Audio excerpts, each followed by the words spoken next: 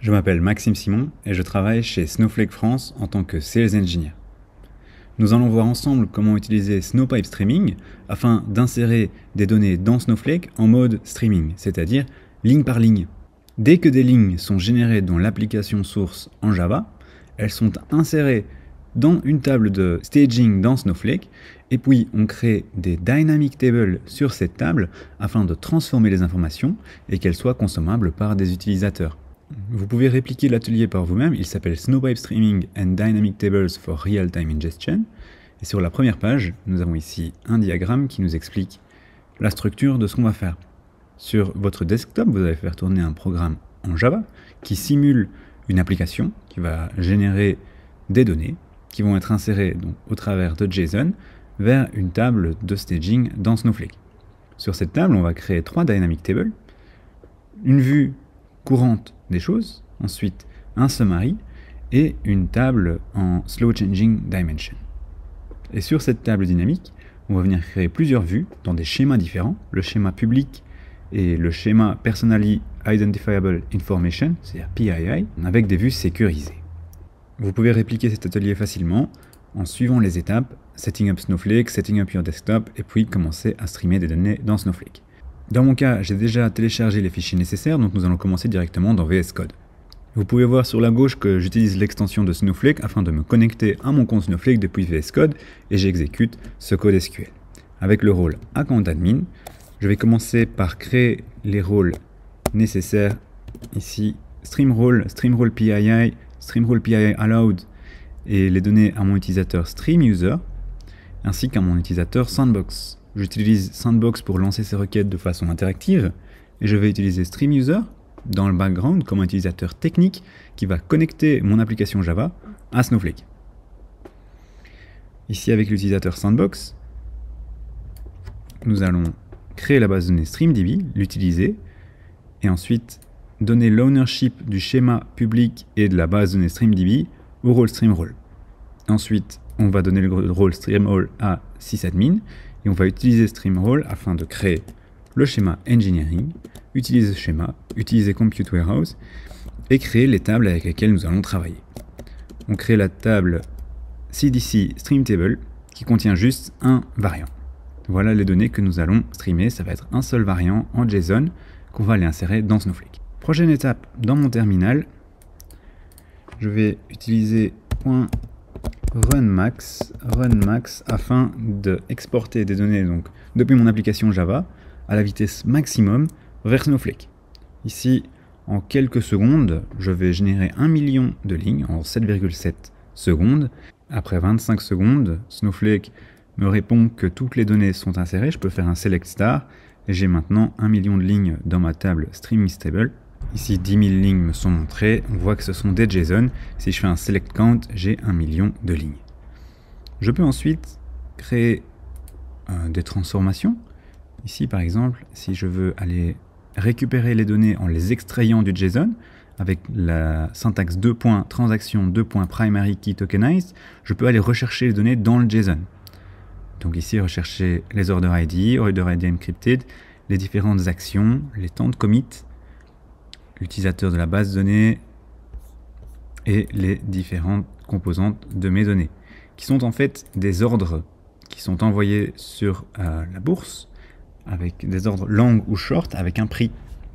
Et donc ce sont différentes actions qui sont envoyées sur la bourse. On peut voir le type de schéma et de table. Dans mon cas ici, il n'y a qu'un seul schéma et une seule table. Et on peut voir les channels qui sont utilisés pour communiquer entre mon application Java et cette table. Un channel, c'est un lien entre une source et une table sur Snowflake. Par exemple, on peut lancer une deuxième source ici qui va tourner en continu, qui va tourner un peu moins vite. Celle-ci, au lieu d'aller le plus vite possible pour envoyer toutes les données d'un coup sur Snowflake, elle va envoyer les données une par une chaque milliseconde. Chaque milliseconde, je vais envoyer des données vers Snowflake. Et ici, si on redemande le channel, j'ai créé un deuxième channel. Le premier allait le plus vite possible, channel 1 max, et le deuxième, ici, envoie une donnée par milliseconde, channel 1 slow. et on peut voir l'offset. Ici, j'ai envoyé 1 million de données avec mon premier channel et je suis à 5367 sur le deuxième.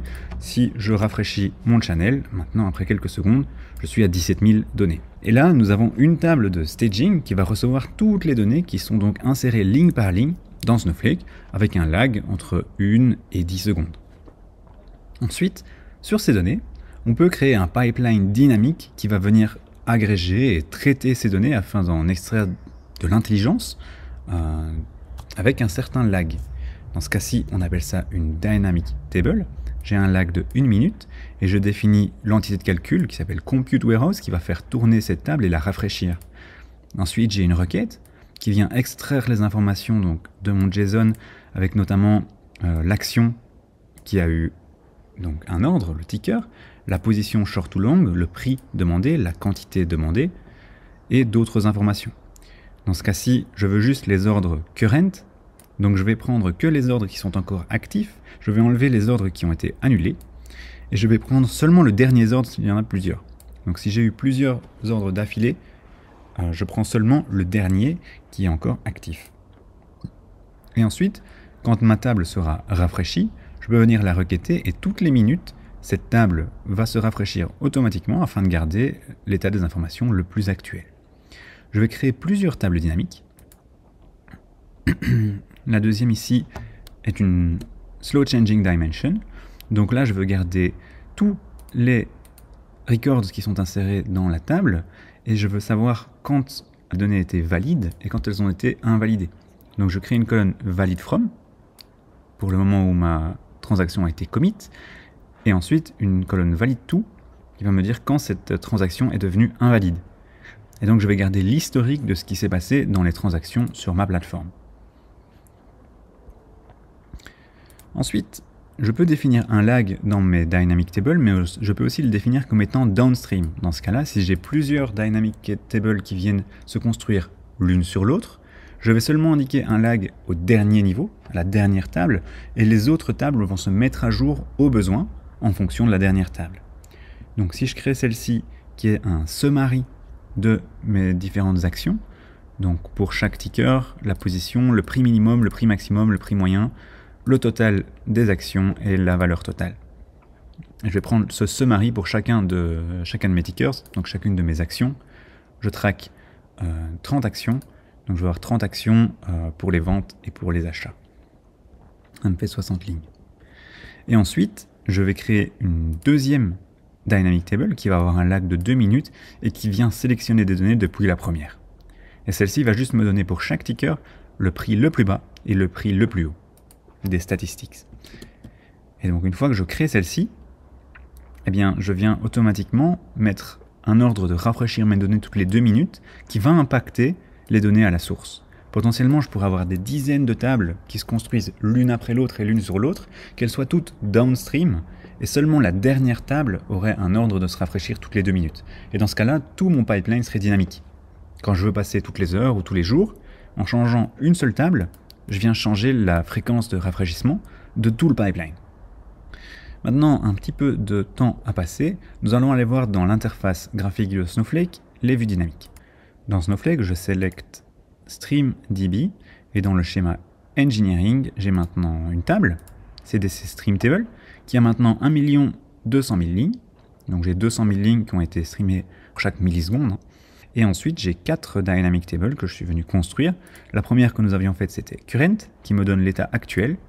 Je vois que j'ai 509 000 lignes dans cette table-là, qui sont l'état actuel donc, de mes ordres. Et je peux aller voir les colonnes de cette table. Voici les différentes colonnes qui sont créées dans la table. C'est une table Snowflake, donc toutes les valeurs habituelles d'une table Snowflake peuvent s'appliquer dessus. C'est-à-dire qu'on peut utiliser le masking, on peut utiliser toutes les autres technologies qui font avec Snowflake. Ensuite, on peut voir une preview des données. On voit les différentes orders, on voit le client, le ticker, donc l'action concernée, si c'est une position short ou long, le prix demandé et la quantité demandée. Ensuite, on peut voir les graphes. Les graphes représentent la façon dont notre Dynamic Table va se rafraîchir. C'est un graphe très simple pour celui-ci. J'ai juste une source, ma table de streaming, et puis ensuite j'ai une target qui va se rafraîchir toutes les minutes. On voit mon lag maximum, on voit la façon dont les données sont rafraîchies, de façon incrémentale. Donc quand je viens rajouter des données, je ne vais pas rafraîchir toute la table, je vais juste rafraîchir ce qu'il y a changé. Et je peux voir l'historique des différents changements que j'ai eus. Ici, on peut voir les changements qu'il y a eu dans le passé. J'ai d'abord ajouté 480 000 lignes au premier rafraîchissement. Et puis ensuite, je viens ajouter environ 14 000 lignes chaque minute, rafraîchir l'état de mes données. Si je viens rafraîchir ici, je vois que j'ai un lag en ce moment de 1 minute 4 et j'ai une target de 1 minute. Et on voit comment mes données sont rafraîchies toutes les minutes et le temps que ça prend. Si on regarde un graphe un peu plus compliqué, nous avions ici un graphe à 3 niveaux. Dans ce cas-ci, nous avions la table source, le streaming. Ensuite, nous avions une table qui est définie comme downstream. Et puis, nous avions une table avec une target de 2 minutes. La target ici de 2 minutes, elle est appliquée automatiquement en fonction de ce qui est défini en dessous. Donc, elle est directement impactée par ceci. Cette table-ci, elle est définie comme étant downstream. Donc, si je vais sur Summary, que je vois la définition de ma table, elle est définie comme étant downstream. Elle est impliquée par les tables qui viennent après elle. Et de même, on peut voir ici Summary qui me montre pour mes 30 actions, chaque fois le long et le short, et on a le prix minimum et le prix maximum demandé, le prix moyen et la quantité d'actions qui ont été concernées dans notre période. Ensuite, ce que nous pouvons faire, c'est créer des vues, et notamment des vues sécurisées, afin de partager ces informations. On retourne dans VS Code, et on peut commencer par créer une vue qui, elle, va être publique. Donc dans le schéma public, on crée la vue Current Limit Orders View, et cette vue-là va nous donner quelques colonnes depuis la Dynamic Tables, de façon publique. On peut faire un select dessus, et on obtient ici 1000 lignes de la vue qui sont dans le schéma public. Pour ce qui concerne les informations privées, on va ici utiliser le rôle StreamRole, la base de données Eng, et nous allons créer un nouveau schéma, le schéma PII, et celui-ci va être seulement pour les utilisateurs autorisés. Donc on va donner l'ownership de ce nouveau schéma au rôle PII admin et l'usage sur les bases de données au rôle PII admin et PII allowed. Et même chose pour les schémas. Et ensuite on donne les différents rôles sur les tables ici à StreamRole PII allowed et à StreamRole PII admin. Nous allons ensuite utiliser StreamRole PII admin, le schéma PII et notre unité de calcul Compute Warehouse. Et nous allons créer une fonction qui va venir décrypter les données que nous avions donc pré-encryptées dans notre générateur. Donc on va ici utiliser des librairies en Java afin de décrypter les informations qui étaient contenues dedans. Ensuite, on va donner l'usage de cette fonction au rôle StreamRole PII admin. Si on utilise select PII decrypt AES et qu'on donne comme argument d'abord la partie encryptée, donc l'order ID qui est encrypté, et puis ensuite la clé de décryption, on va récupérer la clé décryptée. Voilà, on nous décrypte la clé ici et on récupère le chiffre d'origine. Ensuite, ce qu'on peut faire, c'est créer une fonction qui va s'appeler decrypt CDC field qui va donner notre clé de façon statique. Cette fonction étant une secure function, le code utilisé dans cette fonction n'est pas montré aux utilisateurs. Donc cette clé reste protégée, elle n'est pas accessible aux utilisateurs de la fonction. On donne l'usage de la fonction au rôle PII admin, et maintenant quand on utilise la fonction, on donne le même argument ici pour la première partie, et on n'a plus besoin de donner la clé à chaque fois qu'on appelle la fonction. Et nous pouvons utiliser une secure view qui va appeler cette fonction. Donc la secure view PII limit orders view va appeler la fonction decrypt, et donc implicitement elle va venir décrypter nos données et nous donner les vrais order ID. Une fois qu'on a cette vue qui est créée, on donne l'usage au schéma PII au rôle PII allowed, on donne l'usage à la fonction et on donne le select sur la view. Une fois qu'on a donné tous ces privilèges au rôle stream rôle PII allowed, nous allons maintenant utiliser ce rôle stream rôle PII allowed. Nous utilisons le schéma PII et maintenant on peut faire des selects. Et quand on fait ce select-ci, ma fonction de décryption est appelée derrière. Donc cette vue, sans savoir ce qui se passe derrière en réalité en tant qu'utilisateur, on va appeler la fonction de décryption. On aura ici la partie encryptée, mais aussi la partie décryptée. Donc ça c'est la source, c'est ce qu'on donne à tous les utilisateurs de façon publique. On ne peut pas décoder les vrais ID des utilisateurs. Et puis ici, on a les ID qui ont été décodés. Et on peut là-dessus faire une recherche, par exemple rechercher le ticker MMM, la position lang, et obtenir les vraies informations PII de qui a été recherché ce ticker.